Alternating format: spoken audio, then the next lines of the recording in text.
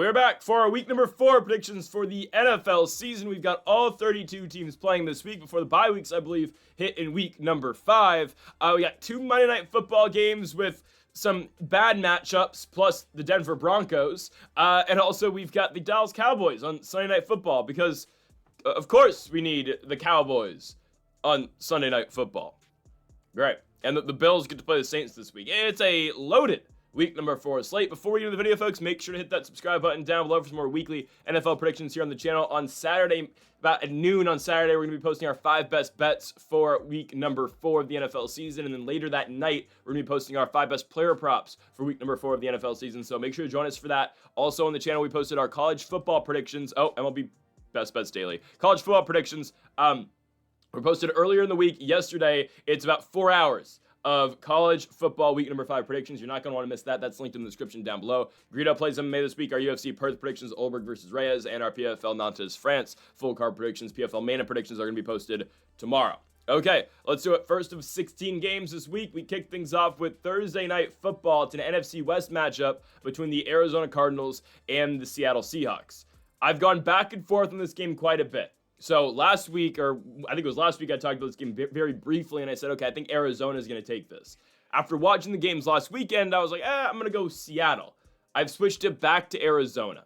I think the Cardinals at home should be able to win the football game. I know the Seahawks have looked great so far, right? Their week 1 game, you lose to the San Francisco 49ers, but you go to Pittsburgh, you win. You have a home game against the Saints, you destroy the New Orleans Saints.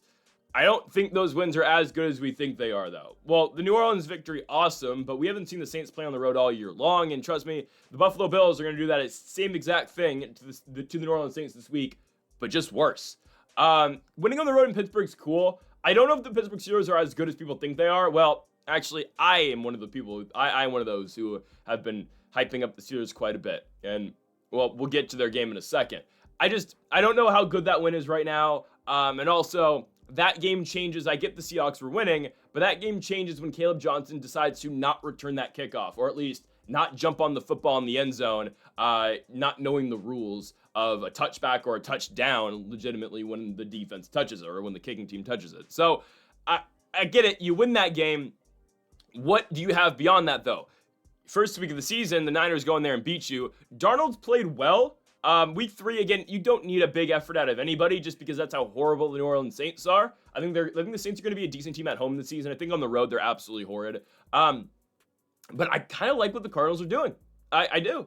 I know they lost last week to the San Francisco 49ers, but they were right there in that game.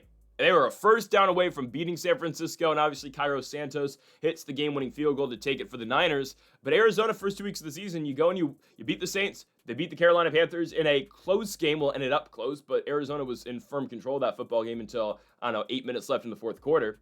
But the Cardinals are a 1-0 team at home. Another thing that I have to say about this, historically, the Cardinals have always played well against the Seattle Seahawks. Even when the Seahawks were at their peak and the Cardinals were at their lowest, even when John Skelton was playing for the Arizona Cardinals, I don't know if I can go that far, but when Drew Stanton was starting for the Arizona Cardinals, they would still find a way to beat the Seattle Seahawks.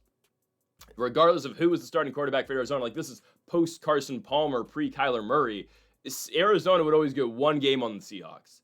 Usually that would actually, half the time that would be in Seattle, but historically the Cardinals have always played the Seahawks well. Remember that weird Sunday Night Football game where Hauschka and Chandler Catanzaro both missed 30-yard field goals to win the game and ended up being a tie? And I remember Collinsworth, after that game ended, said there's something weird about this building for Hauschka and the Seahawks. They just can't get over the hump at the time it was University of Phoenix Stadium, I believe, right? At State Farm Stadium, right? They always have trouble here. I think the Cardinals get it. Has Kyler played phenomenal football yet? No. Is it all of it his fault? Not entirely. Marvin Harrison can't catch a football right now. Trey McBride's still an elite tight end in the sport. And then running-wise, you lose James Conner for the season. That's brutal. Trey Benson's going to have to be the lead back, but I think we're forgetting the Arizona Cardinals are 2-1. Seattle's 2-1 as well, but the Cardinals, their defense has been great. I know, Mac Jones is starting for the 49ers. You hold the 49ers to 16 points? That's the offense's fault. And if Marvin Harrison catches a couple balls over the middle of the field, maybe Arizona does get in the field goal range, and Chad Ryland's allowed the opportunity to kick some. So I'm taking Arizona here. I think if they clean up the mistakes and if Marv gets out of his own head, I think the Cardinals should win this football game. I'm going Arizona minus 105 at home.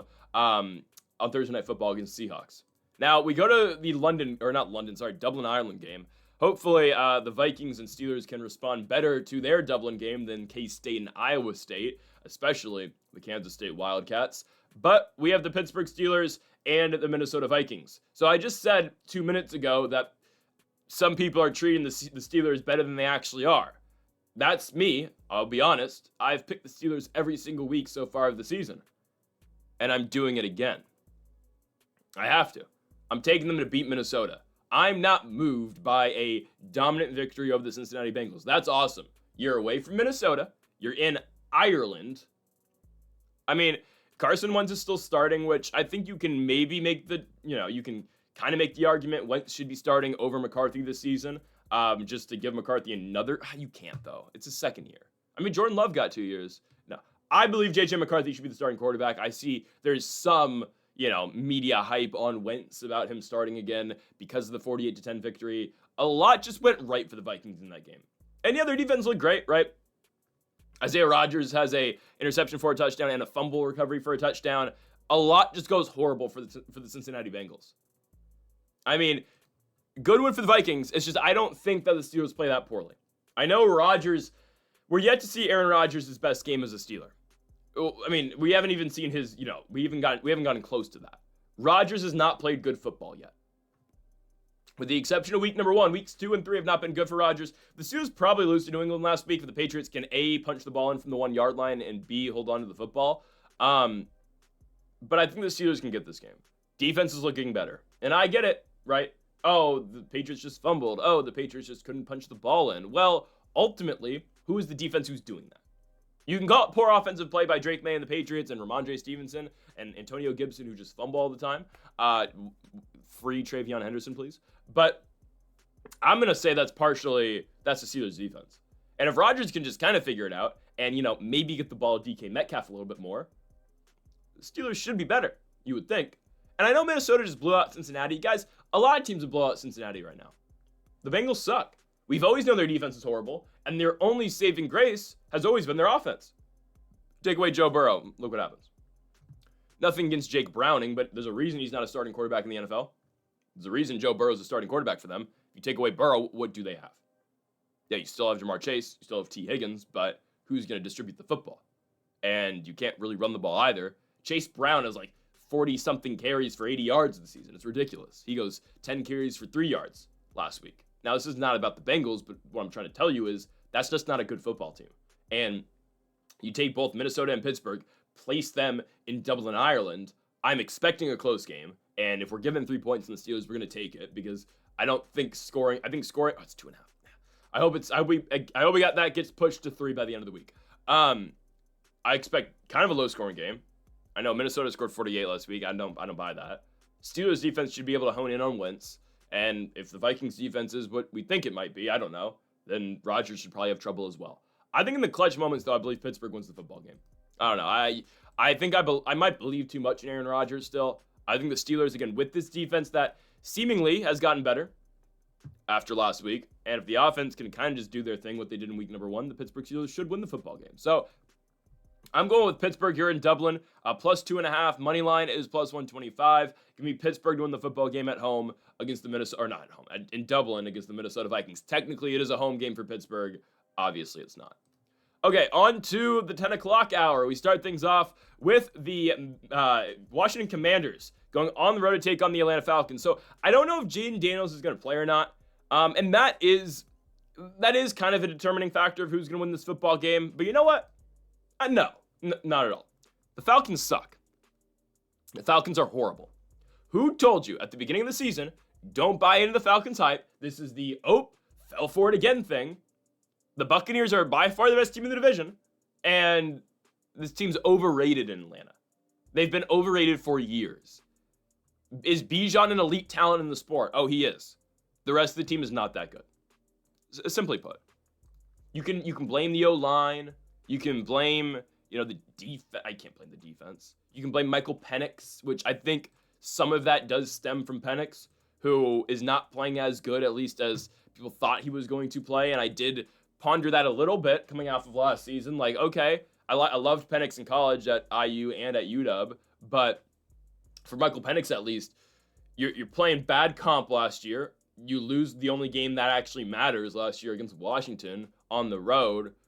And just because you play well in 4 games means you're the starting quarterback next season. And sure, again, should you start him over at Kirk Cousins? Probably.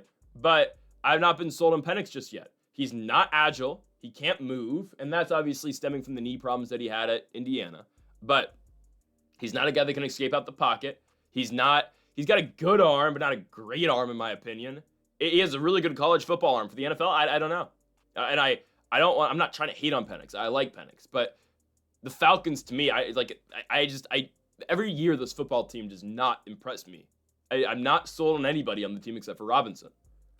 The Commanders walk into Atlanta, they're going to beat the Falcons. Guys, the Falcons get shut out last week against the Panthers. And you can look at the total yardage and say, oh, wow, Atlanta outgained them 350 to 220. Oh, awesome. Well, again, a lot of Carolina's yards came from interception returns or fumble returns. I don't know if Atlanta fumbled. Interception returns, though, off of Penix and just the field positioning that the Falcons or the Panthers were always in that game. It's one thing to get shut out by a good football team. It's another thing to get shut out by the Carolina Panthers. A team that's supposed to be bottom 5 in the NFL, you walk into Carolina, you lose 30-0. A team that you have beaten on the road in Charlotte year in and year out. That's disgusting. I'm sorry. That's disgusting at the Falcons. Washington, I don't know if it's going to be Marcus Mariota. I don't know if it's going to be Jaden Daniels. If it's Daniels, I feel even better about this. If it's Mariota, I think we're fine. Mariota's revenge game it would be against Atlanta. Did play for them, obviously, when a couple of years ago when they were bringing in Desmond Ridder. I think this is okay. I think Daniels is going. If Daniels plays, perfect. If Mariota plays, okay, that's fine. I like what Washington did last week against the Vegas Raiders. They dominate that football game. Everything's looking good. Injuries are a problem, again, with Daniels and now with Terry McLaurin. McLaurin has a quad injury. He's questionable. We'll see.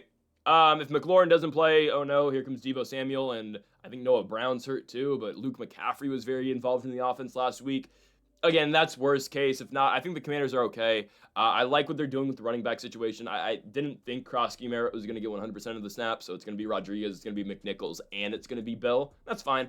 Washington's defense so far so good. I know the Raiders had their drives, but the Commanders have looked pretty good. They won last week 41-24. Mariota does a good job in relief, and I think the Commanders are going to walk into Atlanta and have no problems in this football game. The Falcons, guys, are not good. 1 week's not going to change this. Is it a quarterback problem? Maybe. I know a lot of people are not high on Raheem Morris being head coach in the NFL, but the quarterback play, if Daniels plays, it's going to be a very huge contrast in quarterback play. Daniels is elite. Michael Penix, I can't say that just yet. I'm going Washington to win the game on the road. Commanders -1.5. Commanders money line -135. That looks good to me. Give me the Commanders on the road in Atlanta to beat the Falcons. Next up, we go to the biggest blowout of the week, and it's not even close. The Buffalo Bills at home against the New Orleans Saints from Orchard Park. I wonder what's going to happen. The Bills are 16.5-point favorites in this game at home against the Saints, and they should roll New Orleans. And I mean roll this football team. Bills are 3-0. Was the game last week a little bit closer than you would have liked it to be against the Dolphins? Potentially, right? And I understand that.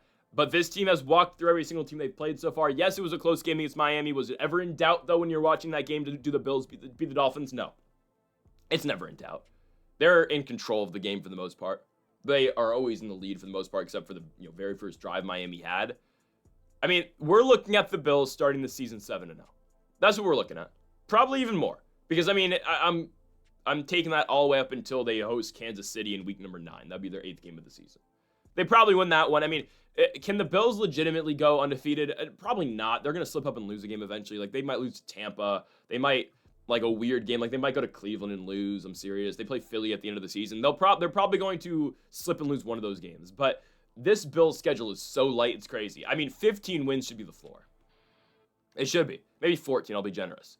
This team is very good. Josh Allen is the best quarterback in football. And when James Cook has games like he's been having, I mean, how do you beat this football team? How do you?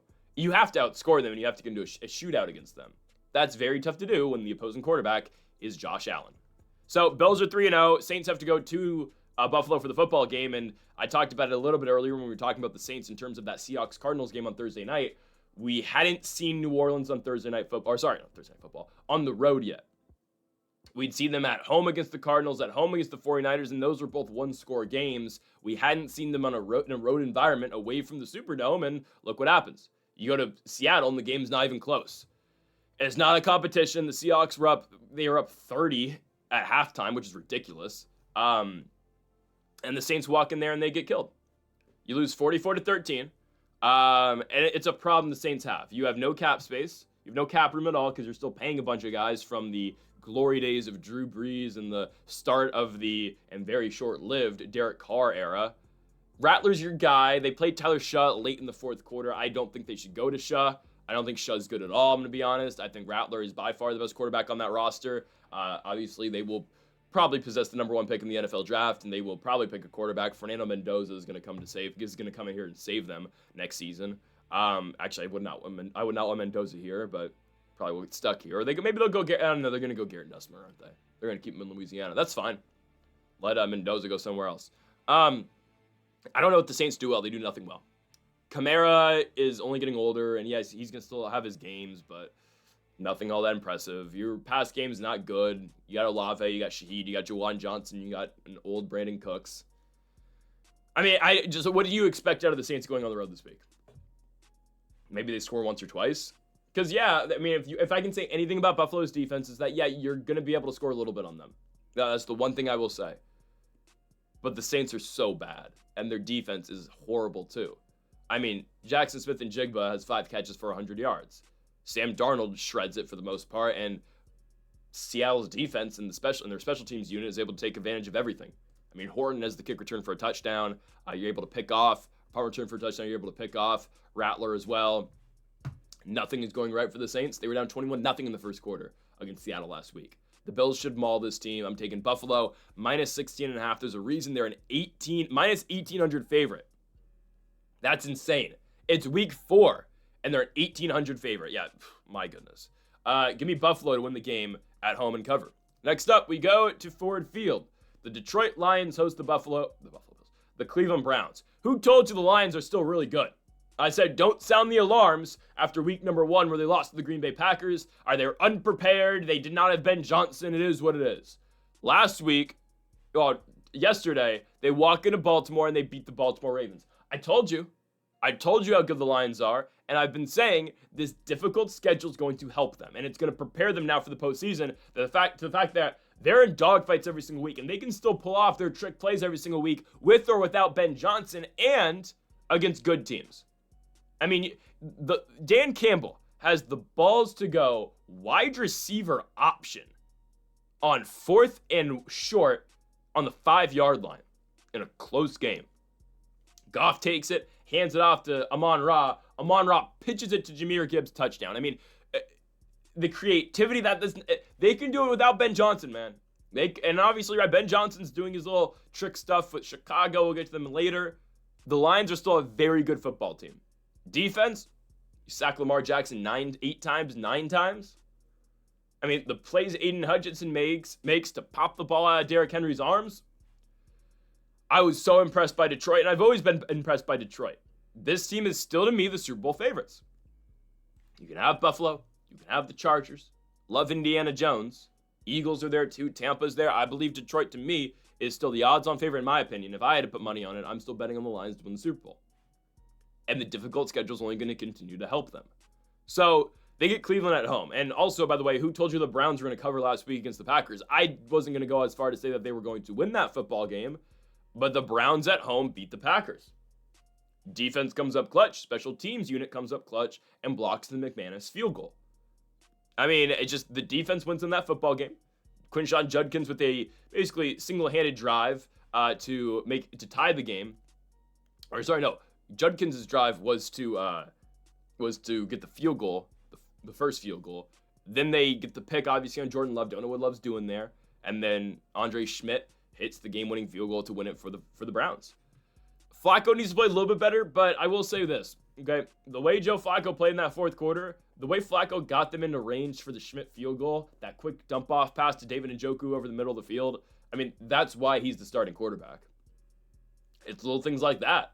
I don't think Gabriel's ready yet. I hope Shador starts, but it's not going to be. The thing is, that's why I'm not I'm not keen on benching Flacco right now. And there's no reason to. Flacco's playing good enough. He is. There's no reason to move on from Joe because you're just going to get Dylan Gabriel. And you don't want Dylan Gabriel right now, especially when the Browns are 1-2 and they're still playing, difficult football games. And they have a very tough schedule coming up. Flacco's 40, but he's still doing it. I get it, like his arm strength isn't the greatest anymore, but he's going to get you the football. He will. I like what they did with Njoku last week. They got him 4 catches. They need to go to him even more, right? I mean, I get what Flacco loves to do. He loves to get his tight ends involved, right, with Njoku and with the rookie at Bowling Green, Harold Fannin. He needs to look at them even more. I'm so serious. Because when Flacco was at his best, that run 2 years ago at the Browns, Njoku was getting 15 targets a game. They need to get back on that. The Lions, though, should destroy the Browns. Now, the Browns' defense is excellent. I question their secondary against this team, though. Just because the Lions are going to throw everything at you. Okay, we can't run the ball. Jahmyr Gibbs, we're going to line Jahmyr Gibbs up in the slot. We're going to sneak Jahmyr Gibbs out the backfield and give him the football that way, right? Like, that's something the Packers couldn't do against the Browns. And that's no fault of, well, kind of is the fault of Green Bay. It's no fault of Josh Jacobs, though, right? Jacobs is completely shut down in that game against Cleveland last week. And was I a little pissed because Josh Jacobs was my first round pick in fantasy? Kinda. It's okay. Still won this week, though. Thank you, Cameron Dicker. Jacobs gets completely shut down because you can't run the ball against the Browns. No team's been able to really do it so far. Look at how many yards Derrick Henry had last week. The Browns still have the number 1 defense in football, and yet they're 1-2.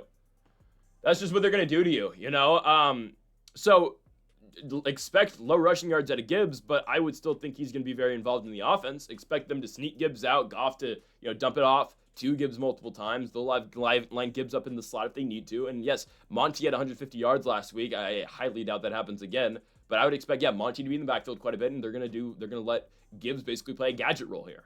That's fine. Expect a huge day out of Jared Goff. And I think once the Lions put pressure on the Browns, I don't think the Browns are able to keep up. I believe this is going to be like the Bears game where the Lions just keep on scoring. And again, Browns have a great defense. Can you stop this pass game, though? That's my question. Because when the Lions want to go all-out pass game on you, when they want to go air raid on you, and they want Jared Goff to just have a night, they can 100% do that. And they can destroy you in the pass game at that. Amon-Ra is an elite receiver in football. Jameson Williams is still a threat. Sam Laporte is a threat.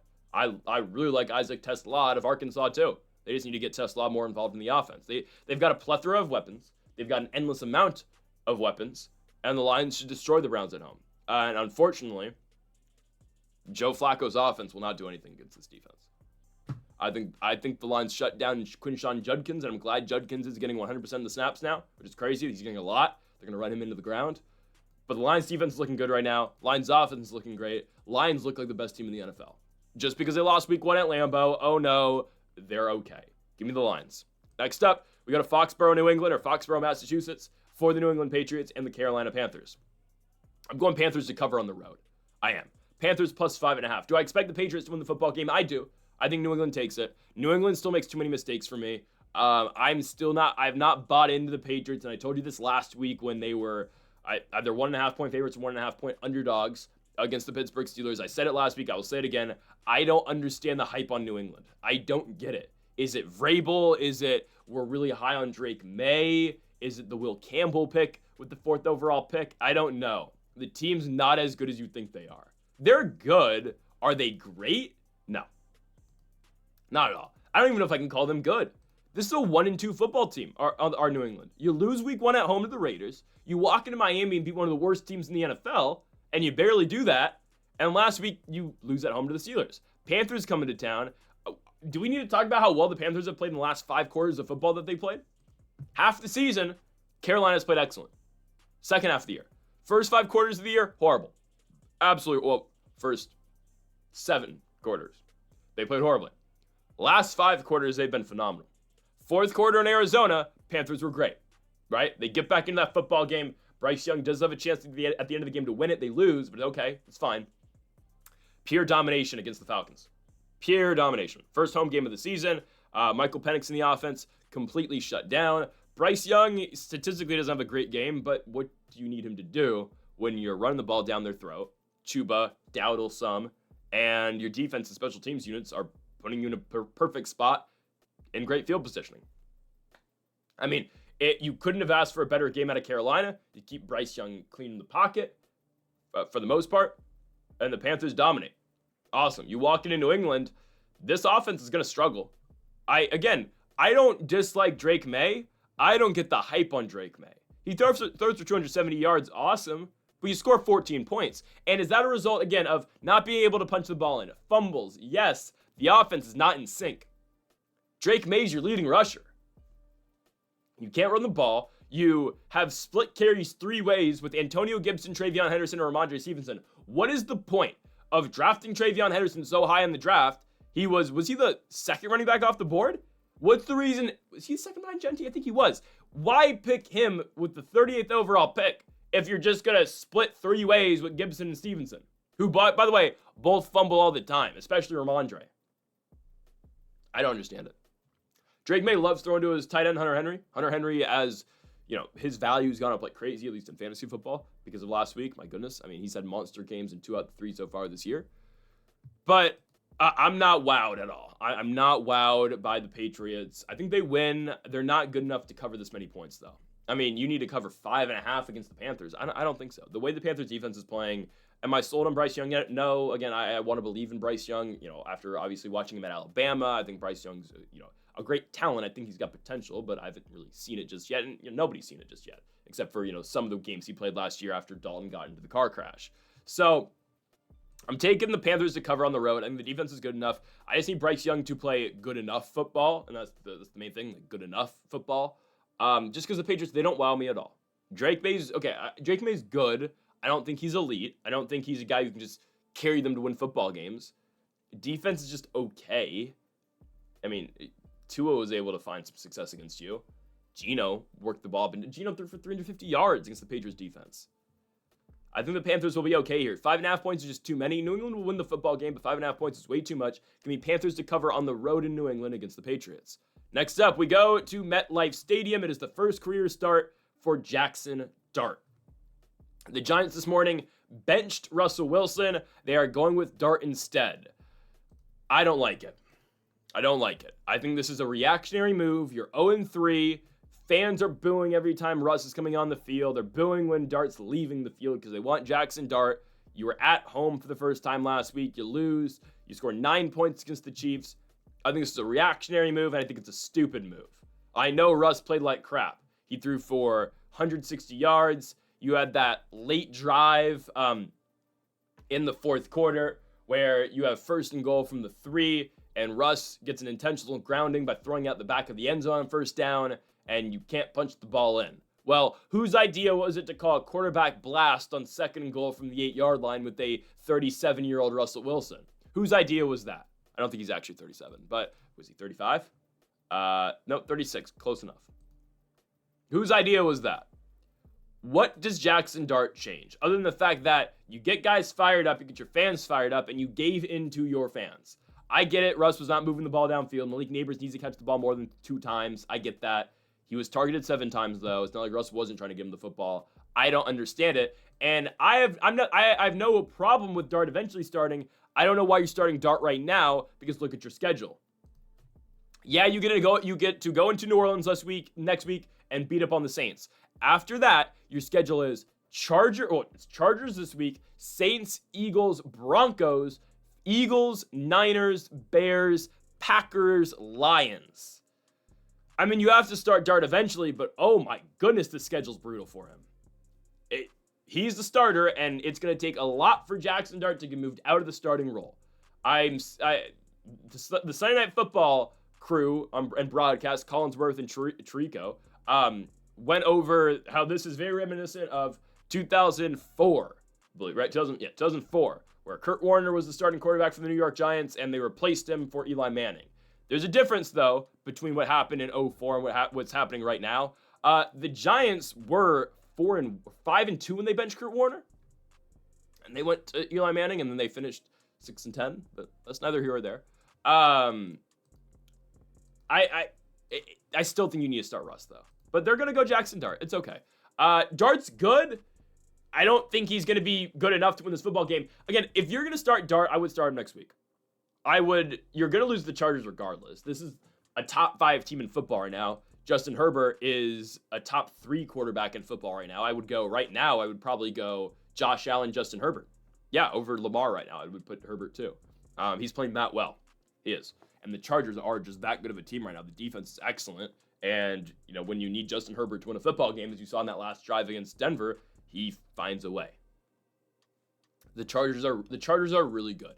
So I wouldn't, and their defense is excellent. So I wouldn't start Dart this week. I'd start him in New Orleans. I know you want to start him at home, but who cares about that? I mean, if you want to build his confidence, you send him to New Orleans that game and you start him there. Because Russ is not going to win this football game for you. And I know Russ played only well in one of the 3 games he's played this season, but in that one game he threw for 400 yards. He was leading the NFL in passing yards last week going into Sunday Night Football. And now he's benched. I mean, what can I say about the Chargers, though? This team is dominant. Justin Herbert's great. The run game's getting there with Amarion Hampton. Yeah, the Najee Harris injury sucks, but all of a sudden Quentin Johnston's catching the football now. Quentin Johnston's been great. Ladd McConkey's been great. I mean, Johnston's their number 1 guy. Hell, McConkey's actually 3rd in targets in this team behind both Johnston and Keenan Allen. I love what the Los Angeles Chargers are doing. This is one of the best teams in the NFL. The defense is great. I get the Khalil Mack injury sucks right now, but this team is still very good. And I mean very good. Najee's out for the year. That's brutal. Khalil's out until late in the season. It is what it is. Chargers definitely beat the Giants here, and they blow them out. Herbert's thrown for 300 plus pretty much every single game so far, at least gotten close to that in 2 out of 3 games, or all 3 games. Quentin Johnston has looked like a receiver 1 this year, which the drop problem is kind of gone, surprisingly, very surprisingly. I'm going with the Chargers on the road, and I think Jackson Dart's going to really struggle in week 1, or his first week starting, especially against this team. And you don't have a run game either. I mean, Cam Skadaboo, is trying. I guess Skadaboo did rip 6 yards of carry, but Tyron Tracy's not doing much. And Skadaboo somehow was your leading receiver last week. So that's what, again, I think the Giants are trying to get away from, of the Russ check down, the Russ dump off to Skadaboo. I'm going with the Chargers here. To me, this feels like, all right, Giants giving in. You're at home. Dayball is on the hot seat. You need to make a change. So you go to Dart right away. I don't think it's the right spot for him, and I don't think it goes well. But we'll see. I think if that game wasn't on Sunday Night Football, I think Russ is still starting. It's just that everybody saw Russ play badly, so you've got to go to Dart now. And you're giving in to your fans after your first home game. I don't like it. Okay, maybe the game of the week for me. Still on Sunday afternoon, I believe this has to be America's game of the week with Tom Brady. The Tampa Bay Buccaneers, maybe that's going to be the Colts, actually. It might be the Colts and the Rams. The Tampa Bay Buccaneers host the Philadelphia Eagles. The Eagles are 3.5-point favorites. I don't care. I'm taking Tampa. Guys, the Buccaneers have owned the Falcons since Tom Brady put on that uniform. Since Tom Brady put on the Tampa Bay Buccaneers uniform, and obviously since Baker since, the Bucs have gone into or have just beaten the Philadelphia Eagles. Whether it be in Philly, whether it be at Tampa, they beat up on this team. Did Jalen Hurts look great last week? 100%. Right? And that's what happens when you finally open up that offense and aren't always thinking, how do we get 10 yards on the ground? And how do we get 5 yards on first? How do we get 3 yards on first down, 3 yards on second down, 3 yards on fourth down, on third down, so we can go tush push on fourth down? No, that's what happens when you open up the offense. I thought the Eagles were done. Down 26-7, they come back and take the lead. Now, should the Rams have won that football game? Yes. With the Cardi field goal, they should have won. It gets blocked by the Eagles, and Jordan Davis takes it 60-plus yards to the house to not just win the game for the Eagles, but cover the 3.5-point spread as well. Good teams win, great teams cover. So good on the Eagles for that, but they were dead in the water until they have 3 80-yard touchdown drives. I don't know what happened to the Rams defense at the end of the football game, but good on Jalen Hurts. That shows, okay, when you need him to actually drive you down the field, he can. That team is more than just Saquon running, Hurts running, and that's, again, what happens when you actually throw the ball to A.J. Brown. He can still be very good. Don't forget, Devontae Smith is still on the team, too. However, you're going to Tampa Bay. Again, a team that has changed the culture. They brought back Desmond Watson, which I think is a big deal because obviously he's the 400-pound lineman from Florida. In the offseason, I don't think he ever put on the pads for the Bucs because they had him conditioning the entire practice because he's 400 pounds. There's a reason they brought him back this week is because they're going to put Vita and Desmond Watson over the head of the center. They are going to make sure the tush push doesn't beat them. Okay, and here's what I will say. You give Tampa that lead against Philadelphia, they don't blow it. I know Tampa blew the lead last week against the Jets. Again, if a field goal doesn't get blocked, there's no controversy, not controversy, but there's no drama in that football game. I mean, there was no drama to the point where Red Zone stopped covering the game because it was already over. And Tyrod Taylor and the Jets kept moving the ball downfield. They get the block kick. Obviously Aaron Glenn hits his, whatever the hell that dance was. I don't know what they're calling it. Okay, put the ball in Baker's hands to win the game at the end of the football game. Okay, I wonder what happens. Baker does it. That's just what Baker does. Now, Mike Evans is out. He's out 1 to 2 weeks, or 2 to 3 weeks, I believe. That sucks. It's brutal. He'll still probably get his 1,000 yards, I hope. So, welcome back, Chris Godwin. Godwin should be back this week. Everything has indicated Godwin should return. I think if it was questionable, if he was, if they were on the fence about bringing back Godwin this week, he's definitely going to have to play now with Evans out. So, Godwin's back. That allows Emeka Ibuka to be receiver 1, and Godwin now to operate back in the slot. Also, Tristan Wirfs is probably back this week. Yeah, the Bucs are really good when those two guys play, and they'll be even better when Evans comes back in 3 weeks after the hamstring injury. This is beyond, though, just, who's better right now? I believe the Bucs are better than the Eagles. I think Tampa's going to score pretty much every single time they touch the football. Look at the success the Rams had, not just running the football, but throwing the football, too, against Philadelphia. And I know, again, that ends after the second half of the third quarter, but Tampa's offense is always on fire. Baker's always slinging it. Bucky Irving and Rachaad White do a great job as the 1-2 punch with the running backs, or in the running back room. And also, Tampa always beats the Eagles. Last week, week 4, these two teams played in Tampa. Tampa beat them 33-16. Baker threw for 350 yards. I believe it was the first loss of the year last year for Philadelphia. Every single season, they beat the Eagles. Except for 23 in the regular season, they lost to Philadelphia, but then they blew them out in Tampa in the wild card round. I mean, it's just a thing. Tampa owns this squad. Go back to 2021 in the wild card round. Hurts and company. It's Hurts' first playoff game. They walk into Tampa. Brady and the Bucs blow them out. They played on Thursday Night Football that same year. Brady and the Bucs blew them out. Every single season.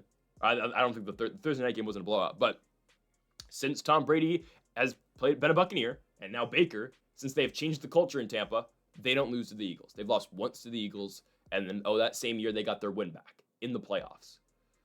Yeah, undoubtedly, I'm going with the Tampa Bay Buccaneers. Barkley's not going to be able to run the ball because you know how good the Tampa run D is. This matchup is perfect for the Buccaneers because if Hurts throws for 200-plus yards and does exactly what he did against the Rams, I will say, okay, good on the Eagles. They beat the Bucs how you have to beat the Bucs.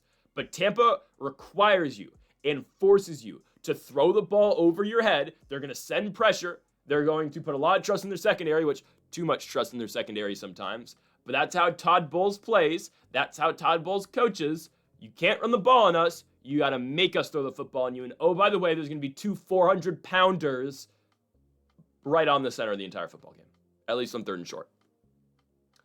Good luck with your tush push with Vita Vea and Des Watson. Good luck.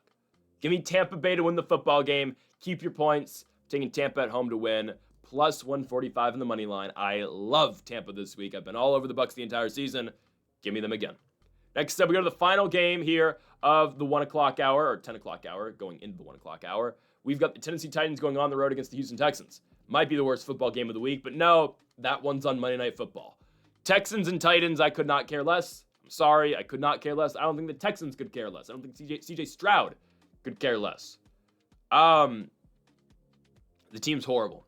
And which one am I talking about? Oh, both.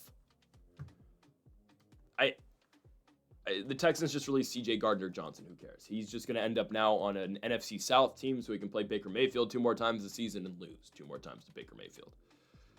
The Texans are horrible. The Texans are really bad. Is it the O-line? Is it the play calling? Is it the rest of the offense? I don't know. Is it Stroud? I don't think it's Stroud. But, guys, Stroud looks horrible. He just has. Go back to week 1 last year, my week 1 predictions. And I called this. I said, okay, there's film on Stroud now. Year 1 was great. I think it was a rookie blow up, and I think he's going to be figured out from here on out. And I know the Texans made the playoffs last year because they played in the worst division in football.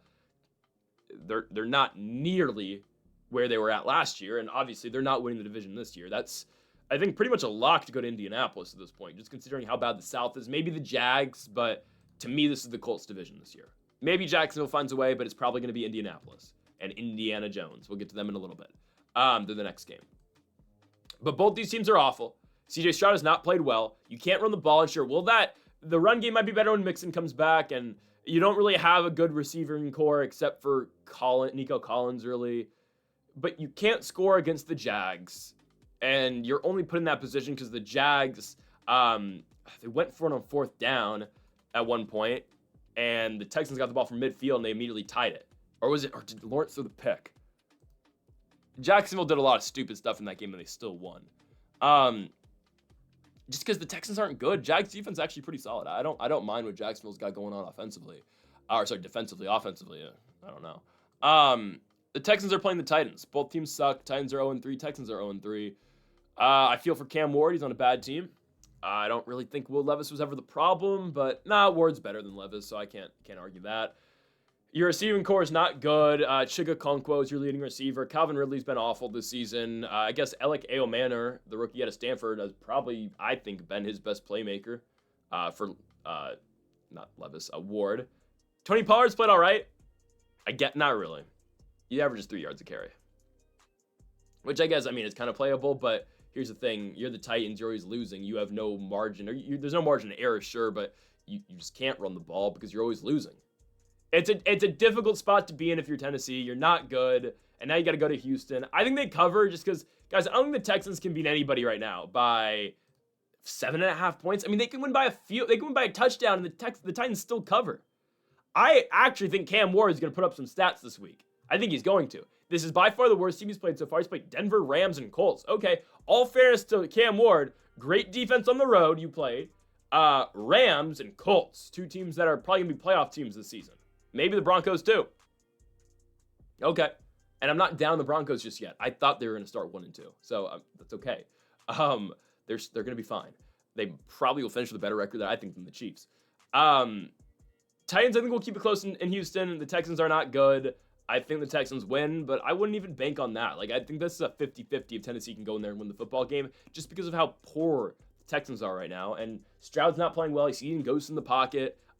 He threw a bad interception in that fourth quarter. I think it was the fourth or the third quarter. The Texans are not a good football team. So give me Tennessee to cover. Don't care who wins. Next up, we go to Los Angeles, California for Indiana Jones and the Indianapolis Colts as they go on the road to take on the Los Angeles Rams. This is good. I'm really excited for this because now we get to see just how good the Colts are. And they are that good. Okay? The Colts are for real. The Colts they're a squad, okay? They will go into Los Angeles and they will beat the Los Angeles Rams. There, I said it. They're going to go to Los Angeles and they're going to win.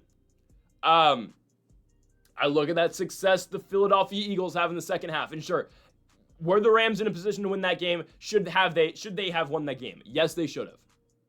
Shoulda, woulda, coulda, don't care. Okay?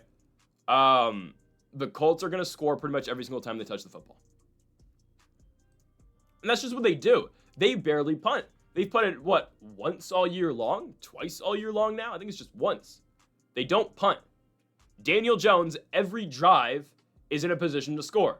And it helps when Jonathan Taylor is right now the leading rusher in the NFL.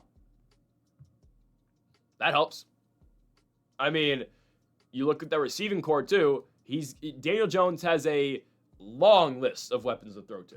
Michael Pittman, Tyler Warren, Josh Downs, Adonai Mitchell, Alec Pierce, who is the deep ball threat. You've got guys. And the Colts just keep on finding ways to win. And the defense continues to play well too. You go to Tennessee, they beat them 41-20. All right. It's dominance. And I get it, you're taking on the Rams. That's a good overall lineup. That's a good roster. They've got talent. Who have the Rams beaten? Houston by 5 points and the Titans by 14. And should they have gone on the road and beaten Philadelphia? Yes. Final result says they lost. Is Puka Nacua a top 3 receiver in football? He is. Watch Puka Nacua run routes. It is a sight to behold. Puka's excellent, man. That dude is a monster. And And that's what Stafford does. He hones in on just Puka. If Puka's not there, Devontae. First read, always Puka Nacua. Find Puka Nacua on the field. Okay, he's not open, go to Devontae Adams. If not, take a sack. That's kind of what Stafford does at this point. But it's okay, Unk's still balling, kind of. Now, Stafford's playing well. I think the Colts get after Stafford, though. This defense has been great, and it's just the Colts' ability to score puts so much pressure on you. Because they're always there. They're always putting up points. And it's tough when Taylor's running the ball really well. Jones is throwing the ball well. And you have Warren and Pittman, who are two very good options. I mean, this is going to be the best Pittman year since his Pro Bowl year 2 years ago. The Colts are good, man. This is a good football team, and I'm impressed by, I'm very impressed by Indiana Jones, and I'm happy for Indiana Jones that he's playing so well. I got to go with the Colts on the road here.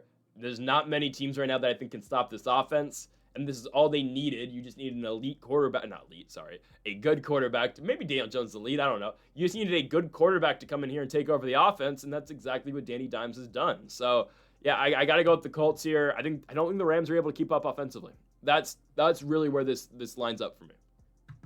I don't think they're able to keep up with the scoring onslaught that the Indianapolis Colts will put on them. Because I believe, again, pretty much every single time that the Colts touch the football, they should be scoring. Rams defense looked great in the first half, but that was primarily in the mode that the Colts were in, or sorry, not the Colts, the Eagles were in. Oh, we just need to run the ball. We're gonna run the ball. That's all we're doing.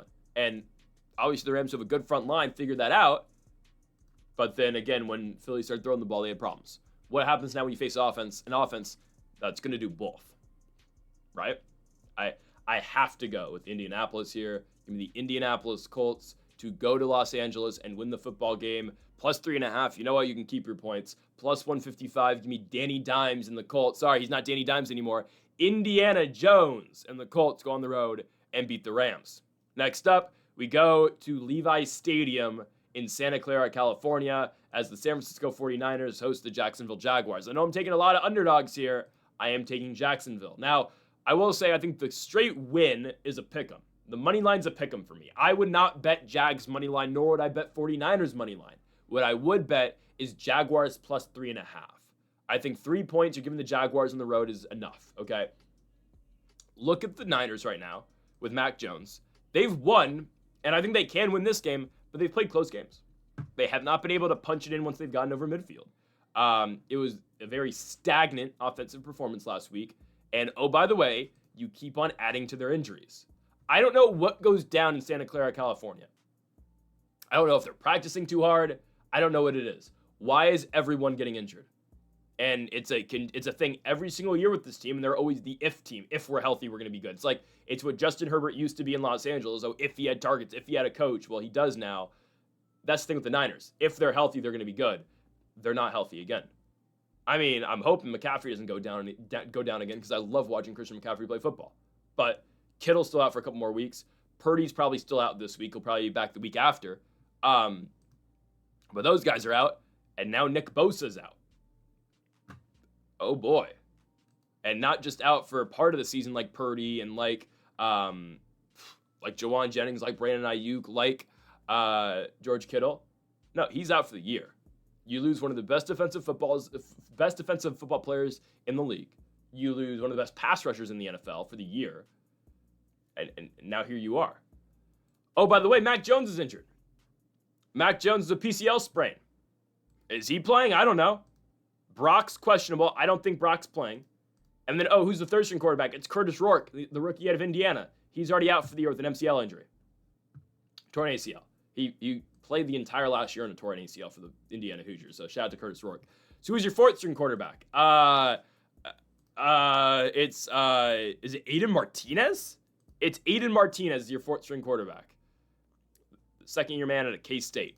No, the rookie at K-State. No, second year man at K-State. Adrian Martinez, not Aiden Martinez. Yeah. Awesome. This is bad, man. This is really bad. I gotta go with the Jags. All these injury concerns from the Niners concern me. They do. And Jacksonville, say what you want about them, they should be 3-0. If their defense could have got a stop, and if Travis Hunter doesn't get a penalty on a 3rd and long in that Bengals game on the game-winning drive, which I didn't even think was a penalty, the Jags are 3-0 right now. And are they are they like they're not a good-looking 3-0 if they were. They're not even a great-looking 2-1, and they get Kansas City next week on a Monday night game, which the way the Chiefs are playing, I don't know. Going into Jacksonville, Jags might be able to get them there. I think the Jags can get this game. I know they've looked unimpressive, but I don't really care. Trevor Lawrence eventually is going to play well. I mean, he has to, right? I want to believe in T-Law. I really like the guy. I've always believed, right? I one of the best college football players ever, right? One of the winningest college football players ever. And he's coming to the NFL, had one really good year, and my goodness, he struggled since. Their defense has been really good. It has. With the exception of the Bengals game and that final drive they played in Cincinnati, the Jags defense has been very solid. You hold the Texans to 10 points, you hold the Panthers to 10 points. And I get it. Are those elite teams? Are those good offenses? No, they're not. But holding any offense to 10 points is impressive. And that's what the Jags have done in 2 games. I can talk about the offense all I want with ETN, with Brian Thomas, with Travis Hunter. They just have to show up and perform. You look at the Niners, you're injured. I mean, maybe Juwan Jennings is back this week. Pearsall's been playing pretty well. You got the New England Patriots duo with Bourne, obviously, and Mac Jones. I can't trust in the 49ers. Can't do it at all. I'm taking the Jaguars here, and fairly easily I can take the Jaguars. Plus 3.5 is great. I wouldn't play the money line because I think it's going to be close, and I could easily see the 49ers winning on a field goal. But every game the 49ers have played this season at home, or with Mac Jones, has been ultra competitive. A 5-point win over the Saints and a 1-point win over the Cardinals. Who's to say the Jags can't play a competitive game either? Give me Jacksonville plus 3.5 on the road in Santa Clara against the 49ers. Next up, we go on to, I believe, the 125 games. Yes, the 125 games. Going into the season, this would be one of the biggest games on the schedule. Now, it's really not. The Kansas City Chiefs host the Baltimore Ravens. I mean, one of these teams is going to start 1-3. And that team that starts 1-3 is going to be the Kansas City Chiefs. The Ravens are going into Kansas City and winning. Kansas City beats the Giants. Do they look good in the Giants' victory? No, they don't. I mean, their defense the defense has carried the Chiefs for the last 2.5 years. They have. That's just actually 3 years, really. Well, 2 and half of this year. So, I guess a third of this year, right? Fourth of this year, whatever. Last two and change seasons, the Chiefs' defense has carried the entire squad. Last week, they don't win the game because of the offense. And sure, Tyquan Thornton makes some huge plays. Where was that in New England? I don't know. But Tyquan Thornton makes some great plays. Mahomes is still not Mahomes. And is he going to be Mahomes ever again? I don't know. He's washed at 30. At least he's not what Patrick Mahomes has been. And, Chris Collinsworth and, NBC can glaze Mahomes for throwing a fumble and somehow recovering his fumble. I'm like, that play wouldn't happen if Mahomes didn't throw the ball backwards and miss Kareem Hunt. Or was it Pacheco? I think it was Hunt. Like, Mahomes is not playing good football. And if the Giants actually had an offense and if they had a kicker, they would have beat the Chiefs. Maybe not. I don't know. The Chiefs are just not good. Mahomes does not throw for more than 250 yards in any games he plays anymore. And you can say, oh, his receiving core is bad. Rashi's, out. Worthy's out, sure. But just look at the way that offense is functioning. Look at the way Mahomes is playing. It's not the same team. And they host Baltimore here. I don't care the game's in Kansas City. I'm taking the Ravens. As long as they can keep Lamar Jackson clean in the pocket, which is a big if against guys like Chris Jones and company, obviously from Kansas City, I think the Ravens are going to be okay. I get the Chiefs' defense is good. They haven't seen Lamar Jackson yet this year. Their defense has, stifled the Eagles. They've not really shut down Justin Herbert, but you shut down Hurts and the Eagles. But again, that's the Eagles when they are in such, we need to get 3 yards it down mindset and we're not taking any chances. We're running tush push 15 times a game and, we're just going to run the ball down your throat. There's a big difference in that style of play and what Lamar Jackson and the Baltimore Ravens are going to walk into Kansas City and try to accomplish. They're going to try to go in there. They're going to throw the ball in the Chiefs. I am a little bit concerned on Derrick Henry. He's fumbled 3 times in 3 games. I mean, when has Derrick Henry ever fumbled? That's just not what he does, and he's fumbled 3 times already this season. That's concerning. I cannot lie. That is a concerning piece out of the Ravens right now. Will Derrick Henry be fine? He probably will. I mean, and Aiden Hutchinson just makes a great play on the football, punching the football out, but man, Henry has been very limited since, well, the first drive, other than the first drive against Detroit yesterday, and that entire game against Buffalo. Derrick Henry hasn't had the biggest impact on the Ravens. It has been a lot of Lamar Jackson, and yes, they could not get Zay Flowers involved in last game, but Mark Andrews was sure as hell involved. And I just don't think the Chiefs are able to keep up. And if the Chiefs' defense wasn't so good, I mean, this wouldn't be a question. Because I look at Kansas City, and their defense is keeping them in stuff.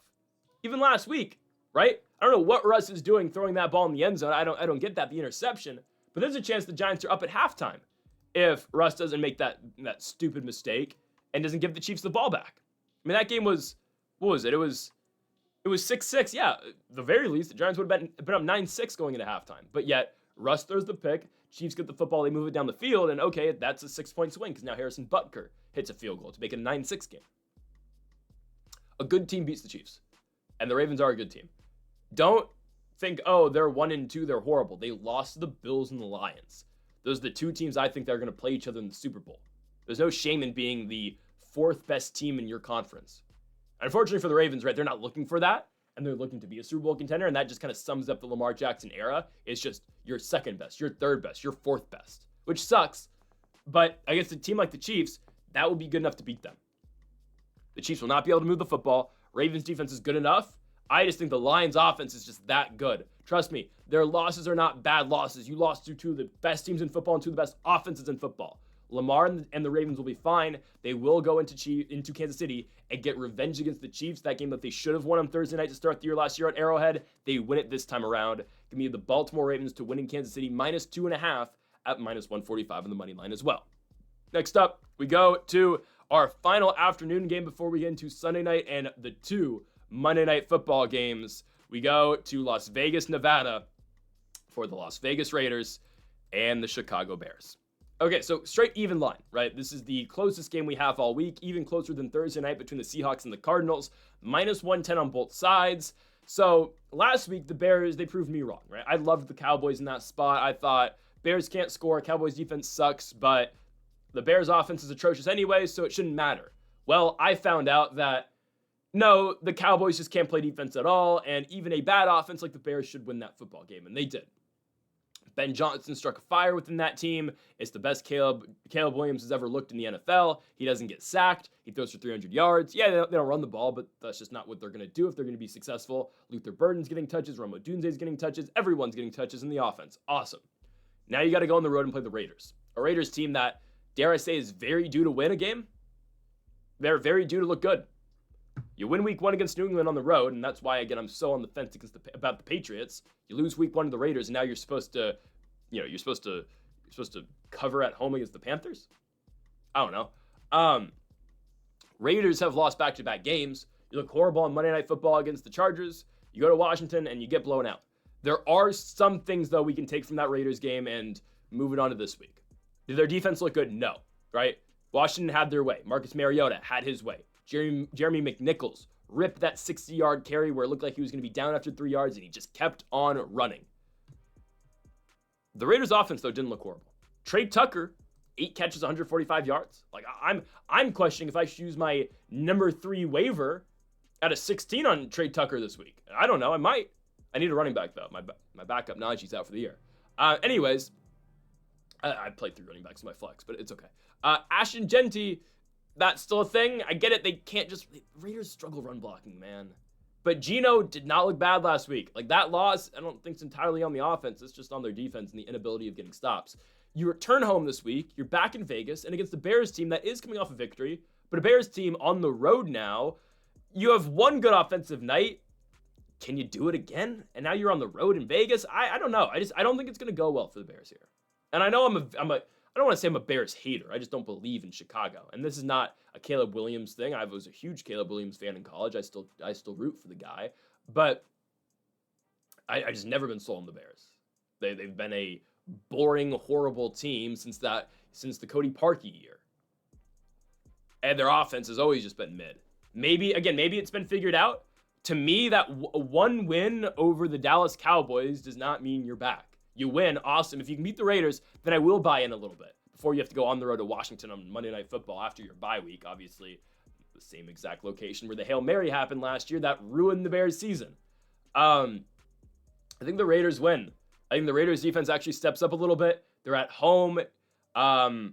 And I don't know what the Bears are going to be after doing all of that to the Cowboys. Because, again, partially to me, that is just the Cowboys' defense being horrible. I got to give credit to Caleb. He played a great game, and Ben Johnson schemed and styled up a very good football game. I give the guy a lot of credit for that. I'm going with the Vegas Raiders at home. The Cowboys' offense looked horrible, and they picked off Prescott multiple times. Gino's not afraid to sling it. They're going to move the ball downfield the entire football game. I think they're going to kind of abandon the run a little bit and just try to work the ball downfield because they saw a lot of success last week in Maryland against the Commanders.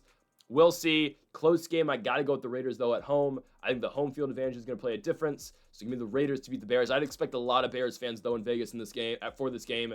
First time Chicago's ever been in Vegas, if I'm not mistaken. I don't care. I'm taking the Raiders. I know the Bears fans do travel really well. I'm still going with Vegas here. Next up, we go to Sunday Night Football. Nobody needs to watch the Dallas Cowboys on Sunday Night Football right now. Flex this game out now. Tampa and Philly play this week. Rams and Colts play this week. And yet we have to watch the Packers and the Cowboys on Sunday Night Football. I don't care. Packers by 1,000,000. That's how I'll put that. The Cowboys don't play defense. On top of that, CeeDee Lamb's out now for, 5, 6 weeks? 4 weeks? Great. So it's all George Pickens in the offense, and as we are seeing, the George Pickens experience is going great so far. He loves being in Dallas, at least that we've seen from the sidelines. I don't know why when he slammed his helmet last week, Tom Brady on commentary goes, "Oh, that helmet's like a dog sometimes. It's like the pet dog you have sometimes," as they show George Pickens slamming it on the ground. Okay, Tom. Anyways, the Cowboys are going to get destroyed this week. The Packers scored 10 points against the Browns. The Browns have one of the best offenses in football.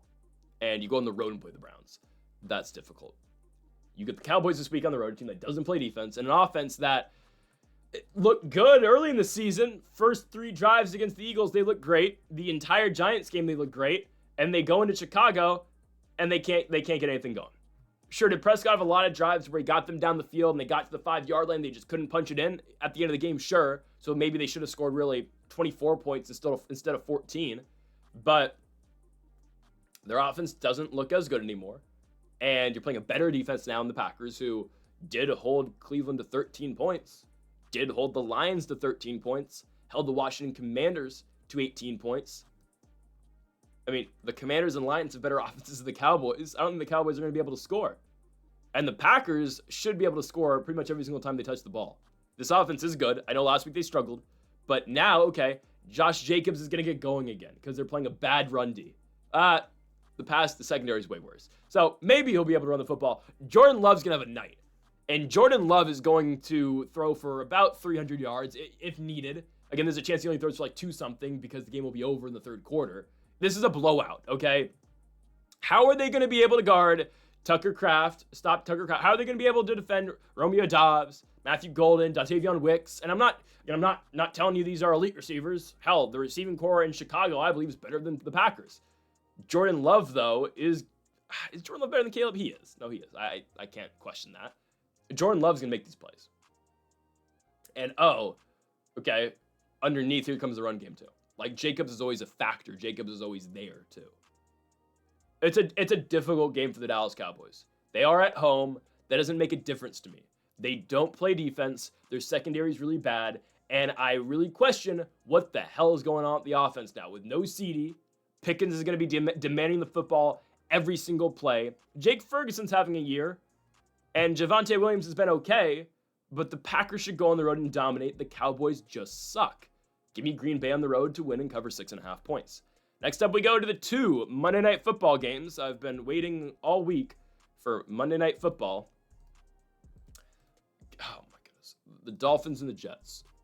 I can guarantee you Aikman and Buck are not going to be at this one. They're going to Denver. unless they'd just rather be in Miami, but who knows. This game sucks. The 0-3 Dolphins versus the 0-3 Jets. We saw another 0-3 versus 0-3 matchup, divisional matchup, earlier on in the video, earlier on in the week, on Sunday between the Titans and the Texans. We get that again. So I said going into that Texans-Titans game, it might be the worst game of the week. Nope. It's the Dolphins and the Jets. So here they are on Monday Night Football in Miami. You know, Aaron Glenn's gone viral for his mud dance, I think they're calling it. I blanked on that earlier. They're calling it the mud dance, where he, Will McDonald does the, block kick for a touchdown, and Aaron Glenn's going batshit on the sidelines. His team's still lost. And I think Jets fans like Glenn because they think, he's going to turn the team around. He was still very positive even after they lost the game, even though his defense couldn't get a stop, and he's a defensive-minded guy, even though his defenses have never played the best, but that's neither here nor there. The Dolphins should win this football game. They should. I don't know if Justin Fields is playing or not. I believe he's questionable. I don't think Tyrod actually played too horribly last week. I think Taylor did an all right job. Fields is just questionable. There's no really report on him just yet. I would say it's a 50-50 whether or not Tyrod Taylor or Justin Fields is going to play. I think, again, they're better with Justin Fields. I better see Breece Hall actually run the ball this week or actually get yardage on the ground because I'm sick of Breece Hall doing absolutely nothing. And James Cook shredded the Dolphins defense, so we better see Breece Hall shred the Dolphins defense. But that's neither here or there. The Dolphins should win the football game. The Jets offense, I know they came on late against Tampa Bay because that's just what happens to the Buccaneers sometimes, and Todd Bowles-led defenses when you are put in a position where you have to throw the ball every single down. Well, you're going to see some success because that's just how Tampa is. I'll never forgive Todd Bowles for letting Matt Stafford throw that ball over the top to Cooper Kupp in the divisional round. Tom Brady should have 8 Super Bowl rings. I will never forgive you, Todd Bowles. Damn you. Anyways, the Dolphins should be able to beat the Jets here. I think the Jets are going to see a lot of success in the run game. I oddly think this is going to be one of these fun, high-scoring games. Like, am I excited for 0-3 versus 0-3? Will I be watching the Broncos game over this? Probably. But this has all the makings to be a weird, high-scoring game. I think so. I think Breece Hall is going to have a day. I think Tua in the offense is actually going to have a day as well against this Jets defense that is just mid. Sauce Gardner gets injured last game. He's questionable for this game is it a concussion? I don't know if he officially has a concussion or not. If he does have a concussion, I doubt he plays, but I don't know. South Carolina let Lenora Sellers play coming off a concussion the very next week, so who knows? I don't know. What CTE? I don't know. I would just expect a lot of points this week. I think both these teams are going to be able to score. I've been very critical about the Dolphins offense all year long, and I'm still critical about it. If you can't score against the Jets, who can you score against? I mean, I've been very critical about Tua Tagovailoa's play. I think I have every right to be critical about Tua's play. I think I have every right to be critical about their play calling too. But you're playing the New York Jets, so you should be able to score. I'm going to go with the Dolphins. Game's in Miami. Darren Waller is back, if that means anything. I think they've said that he's only going to be really a red zone threat this week, and that's okay. Devon Achane, I think the running backs from both teams are going to play a big difference in this game. I think Achane's going to have a huge day. I think Breece Hall's going to have a big day. I think a lot of points are scored, but ultimately I'm going to go with the team that's more equipped to win a shootout, even though how bad they've been this season. The Dolphins are still better equipped to win that shootout, especially with Sauce potentially being out. I got to go Dolphins to win at home. I'm going to take Miami money line in a high-scoring affair, minus 155. Oh, okay, let's go 2.5, I guess. Dolphins win the football game and cover at home. Next up, in our final game of the week, we go to this monstrosity. Likely a blowout. From Mile High Field, Mile High Stadium, the Denver Broncos host the Cincinnati Bengals. Give me the Denver Broncos. I know Denver's lost back-to-back games. They probably should have won the Indianapolis game. For as much as I want to hype up Indiana Jones, and I am going to hype up Indiana Jones, the Colts decide, we're going to kick a 60-yard field goal to win the game. We're content off that, and they do get bailed by a leverage call, excuse me. They end up winning the game on a 45-yard field goal. Awesome. Broncos probably should be 2-0 going into last week, and they lose to the Chargers. It's a game where if Bo Nix can just put it on Cortland Sutton in the fourth quarter, if he throws that ball a yard less, Sutton comes down with it. They make the 40-yard play, and they're in a field goal position to win the football game. The Broncos are right there. They should be 3-0. You can argue they should, yet they're 1-2. And they get the Bengals this week, and they got to go to Philly after. Now, their schedule lightens up so much after. You get Jets, Giants, Cowboys, Texans, Raiders, Chiefs. It lightens up a lot after next week. But this is a must-win game for them. Worst case, you're going into the Jets game 2-3, and then you have a much more manageable schedule as the season goes on. Their defense has just been okay, honestly. Like, I came into the season thinking this is going to be the best defense in football. It's still good. It's not great. Like, statistically, I think they're middle of the pack right now. They will be fine. That'll balance itself out as the season goes on. They've just played two good offenses in the Colts and the Chargers. They play on paper, a good offense this week, but this is where the Jake Browning thing kind of comes to an end. I get it. They kind of came to an end last week. After this week, and after the game's on primetime on Monday night on ABC, then there's going to be discussions to be had. Do the Bengals need to go out and get a quarterback? Do they need to get a Kirk Cousins? Do they need to get a Jameis Winston? Do they need to get a Russell Wilson? I think it's going to be Russ, actually. I wouldn't be surprised about that at all, especially because Jameis is going to be the backup in New York. I think if they trade Russ, which I think they should, I don't mind seeing Russ throw moon balls to Jamar Chase all year long. Bengals are 2-1. They are a horrible 2-1. You barely escape out of Cleveland with the win, and you barely escape at home against the Jaguars with the win. And then last week you lose by 38 points to the Vikings. You can't hold on to the football. If the Vikings defense is doing that to you, what is the Broncos defense going to do to you? Oh, by the way, Jamar Chase has put on Patrick Surtain the entire game, the same guy that had him in a box over the last couple seasons, and the same guy that Jamar Chase has openly said, you can't do anything against this guy. Watch the clip of Jamar Chase at Chad Ochocinco's camp, receivers camp, and they're talking to Ocho about, what you do against Patrick Surtain. And Ocho's like, oh, you can hit a move and you get by him. And Jamar Chase, and I forget who else is there, is telling him, no, Ocho, no, you can't get by that guy. He's just going to press you. He's going to do this to you, and you can't get by this guy. Yeah, that's the matchup that we have on Monday night. Jamar Chase will be taken out of the football game because of Pat Surtain. Surtain's just that good. So what does Jake Browning have? He has T. Higgins. Awesome. It's not going to go well.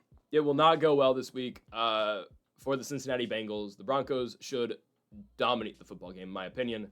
Bo Nix is concerning to me right now. He is. J.K. Dobbins has run the ball fairly well, but Nix has been very mid. I think they just need to throw the ball even more to Courtland Sutton, in my opinion. He's your best receiver. He's your best target, and if you could have hit him at the end of the game, you probably win. But I think the Broncos will win this football game. The Bengals defense sucks, so this is the game where the Broncos offense can get going again. You see this horrible defense, you should be able to shred them. So I'm going Denver Broncos money line at home. They should win and cover the points as well. -7, they're 7-point favorites at home. That should be no problem for the Broncos. They will win and they will cover at home on Monday Night Football against the Cincinnati Bengals. So, folks, thank y'all for watching our NFL predictions here for week number 4. If you have not yet, though, make sure to hit that subscribe button down below for more. Make sure to join us later in the week for our best bets and best player props as well. Folks, thank y'all for watching. Make sure to hit that subscribe button down below for more. And Mamba forever.